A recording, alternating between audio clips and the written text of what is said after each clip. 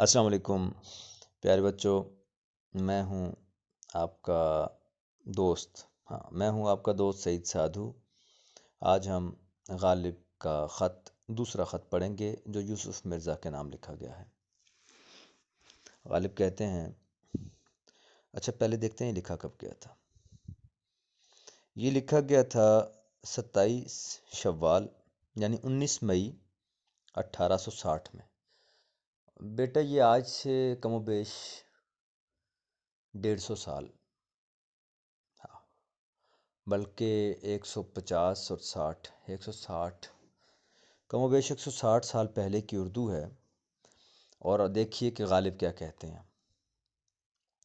یوسف مرزا، کیوں کر تجھ کو لکھوں کہ تیرا باپ مر گیا۔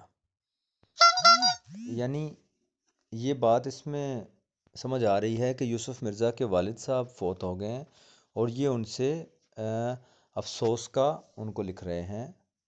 آپ میرے خیال میں سمجھ رہے ہیں، افسوس کر رہے ہیں ان سے۔ یوسف مرزا، کیوں کر لکھوں کہ تیرا باپ مر گیا، اور اگر لکھوں تو پھر آگے کیا لکھوں کہ اب کیا کروں مگر صبر، کہ اب کیا کرو مگر صبر، یہ ایک شیوہ فرسودہ آبنائے روزگار ہے۔ آہا، اچھا یہ وہ دور تھا جب فارسی کا چلن تھا اردو میں، اور فارسی اردو میں بہت سہولت سے اور بہت زوم سے، بڑے خوشی سے اور بڑے فخر سے برتی جاتی تھی کہ فارسی اس بر صغیر کی اہم زبان تھی، شاہوں کی، بادشاہوں کی، درباروں کی زبان تھی۔ اور فارسی کے الفاظ اردو میں، یا ریختی نام ہے اس کا نا، ریختہ کہ تم ہی استاد نہیں ہو غالب، سنتے ہیں اگلے زمانوں میں کوئی میر بھی تھا۔ تو یہ ریختی زبان ہے جو بولی جاتی تھی مختلف خطوں میں، علاقوں میں بر صغیر کے۔ تو ان ریختی میں اگر فارسی کا الفاظ کا استعمال کیا جاتا تھا تو اس کو بہت اچھا سمجھا جاتا تھا۔ یہ فارسی کی ترکیب ہے، اس کو ترکیب کہتے ہیں۔ دو الفاظ مل کر جب ایک معنی دینے کی کوشش کرتے ہیں، یعنی صبح اور شام مطلب دے رہے ہیں، تو یہ ترکیب ہو گئی۔ دل و جان، اما ابا، تو یہ ترکیب ہے۔ اچھا، تراکیب کے بھی کبھی بتاؤں گا کہ تراکیب کیسے بنتی ہے۔ مگر صبر، یہ ایک شیوہ فرسودہ آبنائے روزگار ہے۔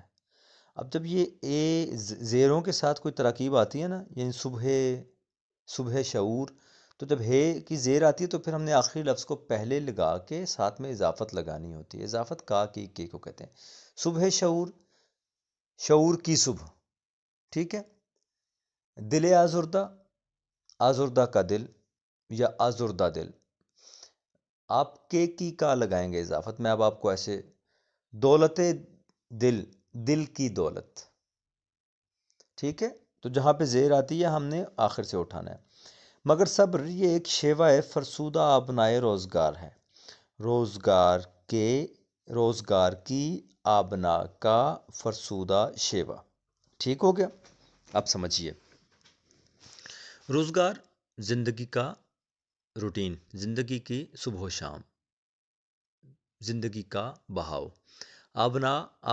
آبنائے کہتے ہیں ایک ایسے بڑے سمندر کو، جو چھوٹے سمندر کو جو دو بڑے سمندروں کو ملاتا ہے۔ آبنائے ہرمز، یہ ہم نے پڑھا ہوگا، مصر میں ہے۔ اور بھی بہت سی آبنائے ہیں جو خود کھود کے بنائی گئی ہیں یا نیچرلی بھی بنی ہوئی ہیں۔ آبنائے اس چھوٹے سمندر کو، یا بہت بظاہر وہ چھوٹا سمندر ہوتا ہے بٹ وہ بہت بڑا، مطلب میلوں پہ مشتمل ہوتا ہے وہ، تو وہ دو سمندروں کو ملاتا ہے۔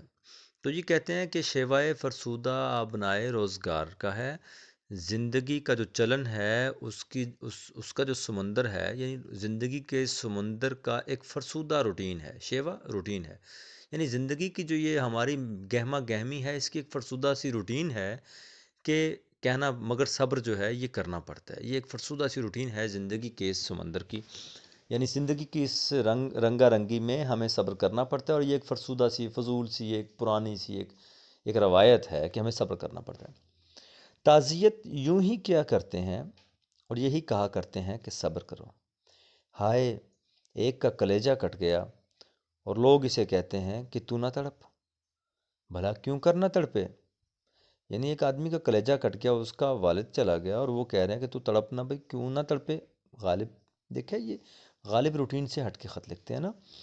ہم دیکھیں کیسے خط لکھتے ہیں. ہمارے آج بھی سلیبس میں ہم جب لکھتے ہیں از ملتان یا از اسلام آباد سعید سادھو، اور بطرف میں کسی کا بھی لکھتا ہوں، مطلب کسی دوست کا، رابعہ بصری، بطرف رابعہ بصری. اچھا، السلام علیکم. اب مجھے جو خط یاد ہیں جو ابا میرے لکھا کرتے تھے وہ خط کیا ہیں؟ ہاں جی، تو پہلے خط کی بات ہو رہی تھی. پہلے خط یوں لکھا کرتے تھے: بہادور، فیض گنجور، القابات، قبلہ و کعبہ، ابا جان، السلام علیکم، امید ہے آپ خیریت سے ہوں گے اور میں آپ کی خیریت نیک خواہ ہوں، یا میں آپ کی خیریت نیک مطلوب ہوں. اب ہمارے دور میں یہ لوگ غلط جملے لکھا کرتے تھے کہ میں آپ کی خیریت نیک مطلوب چاہتا ہوں. چاہتا ہوں غلط ہوتا ہے، میں آپ کی خیریت چاہتا ہوں یا میں آپ کی خیریت نیک مطلوب ہوں. صورت احوال یہ ہے کہ آپ کا خط ملا، پڑھ کر دل کو تسلی ہوئی، اور پھر اس کے بعد احوال شروع ہوا کرتا تھا. یہ شروع کی جو 5-7 لائنیں ہیں یہ روٹین کی تھیں، اور یہ روٹین کی لائنیں سب لکھتے تھے اور لکھتے ہیں، بٹ غالب ایک تخلیقی آدمی تھا، وہ بات سیدھی شروع کر رہا ہے. ٹھیک ہے، اب وہ کہہ رہا ہے کہ ہائے ایک کا کلیجہ کٹ گیا اور لوگ کہتے ہیں کہ نہ تو نہ تڑپ، بھلا کیوں کر نہ تڑپے، صلاح اس امر میں نہیں بتائی جاتی، دعا کو دخل نہیں، دوا کا لگاؤ نہیں. یعنی اس امر میں موت ایک ایسا معاملہ ہے کہ اس معاملے میں کوئی صلاح، اس میں کوئی مشورہ نہیں دیا جاتا، کیونکہ اس کام میں دعا کو دخل نہیں ہے. دعا جو ہم اللہ میاں سے مانگتے ہیں ہاتھ اٹھا کے، تو وہ اس کو دخل نہیں ہے، موت کو دعا نہیں ڈال سکتی وہ کہتے ہیں. اور دوا کا لگاؤ نہیں، دوا یعنی دوائی، میڈیسن، دوا کا لگاؤ یعنی لگائی نہیں جا سکتی کہ بچے. اچھا، پہلے بیٹا مرا، پھر باپ مرا. مجھ سے اگر کوئی پوچھے کہ بے سروپا کس کو کہتے ہیں تو میں کہوں گا یوسف مرزا کو.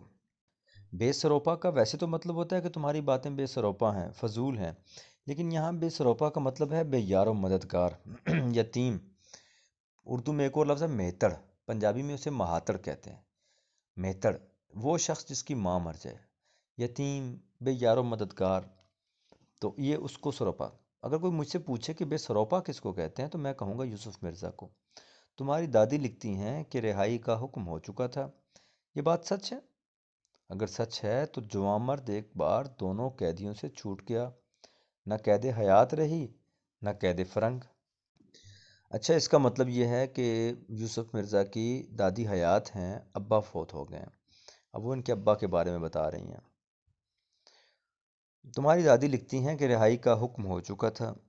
یہ بات سچ ہے. یہ بات سچ ہے. اس کا مطلب ہے کہ یوسف مرزا کے ابو جیل میں تھے.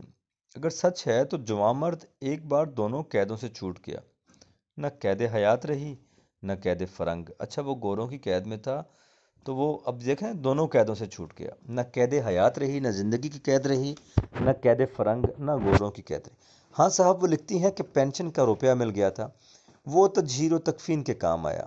تجہیر و تکفین دفنانے کے کام، یعنی کفن. تکفین جو ہے کفن سے ہے، تجہیز کہتے ہیں. ویسے تو میرے خیال میں جہیز ہے، لیکن یہاں پہ تجہیز سے مراد کفن کے باقی جو لوازمات ہیں یہ ان کے ہیں. جو مجرم ہو کر 14 برس کو مقید ہوا ہو اس کا پینشن کیوں کر ملے گا اور کس کی درخواست سے ملے گا؟ یہ بات یاد رکھنے والی ہے یار پیارے بچوں کہ یہ جو پینشن کیوں کر ملے گا، اس کا مطلب یہ ہے کہ کس کی درخواست سے ملے. اس کا مطلب ہے پینشن مذکر ہے، جبکہ ہمارے ہاں آج 160 سال بعد یہ مؤنث کاؤنٹ ہو رہی ہے. رسید کس سے لی جائے گی؟ مصطفیٰ خان کی رہائی کا حکم ہوا مگر پینشن ضبط، ہر چند اس پرشش سے کچھ حاصل نہیں. مصطفیٰ خان کی رہائی کا حکم ہوا مگر پینشن ضبط. اچھا، وہ دوسرے کی مثال دے رہے ہیں کہ کسی اور کی رہائی کا حکم ہوا اور پینشن ضبط ہو گیا. ہر چند اس پرشش سے کچھ حاصل نہیں، لیکن بہت عجیب بات ہے. تمہارے خیال میں جو کچھ آئے گا وہ مجھ کو لکھو. اچھا، مرزا غالب کا یہ بات سامنے کی ہے کہ وہ چھوٹے موٹے جو مسائل ہیں، یہ چھوٹا مسئلے کو بھی وہ بہت باریکی سے دیکھ رہے تھے. یعنی ایک شخص جو ہے جیل میں ہے، اس کی رہائی کا حکم ہوتا ہے اور پینشن مل جاتی ہے، اور وہ مر جاتا ہے. وہ کہہ رہے کہ مصطفیٰ خان کی رہائی کا حکم ہوا مگر ان کی پینشن ضبط ہو گئی. گو کہ اس پرسش سے کچھ حاصل نہیں ہوگا. پوچھ گچھ سے کچھ حاصل نہیں ہوگا، لیکن بہت عجیب بات ہے. تمہارے خیال میں جو کچھ آئے گا وہ مجھ کو لکھو. اچھا، وہ مجھے نہ لکھو، انہوں نے غالب کی زبان یہ نہیں ہے کہ وہ مجھے لکھو، انہوں نے کہا تمہارے خیال میں جو کچھ آئے گا وہ مجھ کو لکھو۔ گو کہ یہ زبان کی غلطی ہے آج کے دور میں، لیکن تب غالب کے دور میں یہ غلطی بلکہ یہ زبان تھی۔ دوسرا امر یعنی تبدیل مذہب، ایاذ باللہ، علی کا غلام کبھی مرتد نہ ہوگا۔ اچھا، یہ اس سے یہ پتہ